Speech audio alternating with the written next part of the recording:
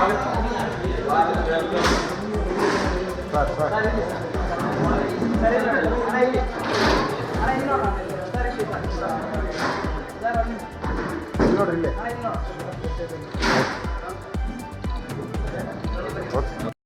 ಎಲ್ರಿಗೂ ಜೈ ಭೀಮ್. ನನ್ನ ಹೆಸರು ರಘು ಅಂತೇಳಿ.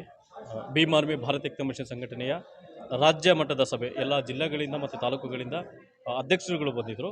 ಸಂಘಟನೆಯನ್ನು ಬಲಿಷ್ಠಪಡಿಸುವ ನಿಟ್ಟಿನಲ್ಲಿ ಇವತ್ತು ಸಭೆಯನ್ನು ನಾವು ಆಯೋಜನೆ ಮಾಡಿದ್ವಿ.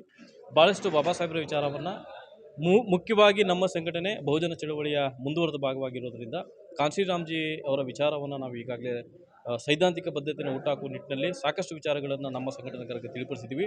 ಆ ಒಂದು ನಿಟ್ಟಿನಲ್ಲಿ ಮುಂದುವರೆದ ಭಾಗವಾಗಿ ನಮ್ಮ ಸಂಘಟನೆಯ ಚಳುವಳಿಗಳು ಯಾವ ನಿಟ್ಟಿನಲ್ಲಿ ಹಮ್ಕೋಬಹುದು, ಯಾವ ನಿಟ್ಟಿನಲ್ಲಿ ಸಂಘಟನೆಕಾರರನ್ನು ಬಲಿಷ್ಠಪಡಿಸಬಹುದು ಅನ್ನೋ ನಿಟ್ಟಿನಲ್ಲಿ ನಾವು ಇವತ್ತು ಭಾಳ ಸಾಕಷ್ಟು ವಿಚಾರಗಳನ್ನು ಚರ್ಚೆ ಮಾಡಿದ್ದೀವಿ.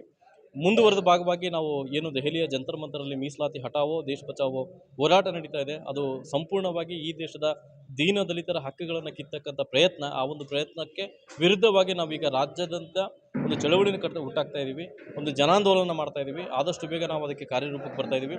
ಡೇಟನ್ನು ನಾವು ಮುಂದಿನ ದಿನಗಳಲ್ಲಿ ಅನೌನ್ಸ್ ಮಾಡ್ತಾ ಇದ್ದೀವಿ. ಎಲ್ಲರೊಟ್ಟಿಗೆ ಡಿಸ್ಕಸ್ ಮಾಡಿ ಫ್ರೀಡಮ್ ಪಾರ್ಕಲ್ಲಿ ಒಂದು ಬಹುದೊಡ್ಡ ಮಟ್ಟದ ಜನಾಂದೋಲನ ಮಾಡೋದ್ರ ಮುಖಾಂತರ ನಮ್ಮ ನಗಿನ ಕ್ಷೇತ್ರದ MP ಭೀಮ್ ಆರ್ಮಿ ಭಾರತ ಏಕತಾ ಮಿಷನ್ ಸಂಘಟನೆಯ ಸಂಸ್ಥಾಪಕರನ್ನ ನಾವು ಬೆಂಗಳೂರಿಗೆ ಕರ್ತಕ್ಕಂಥ ಪ್ರಾಮಾಣಿಕ ಪ್ರಯತ್ನವನ್ನು ಮಾಡ್ತಾ ಇದ್ದೀವಿ.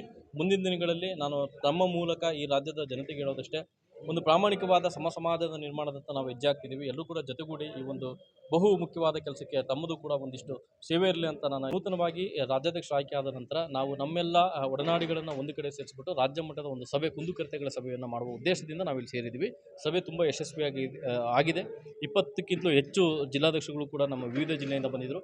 ಬೇರೆ ಬೇರೆ ತಾಲೂಕು ಮಟ್ಟದ ಅಧ್ಯಕ್ಷರುಗಳು ಕೂಡ ಬಂದಿದ್ದರು. ಹಾಗಾಗಿ ಸಭೆ ಸಂಪೂರ್ಣವಾಗಿ ಯಶಸ್ವಿಯಾಗಿದೆ.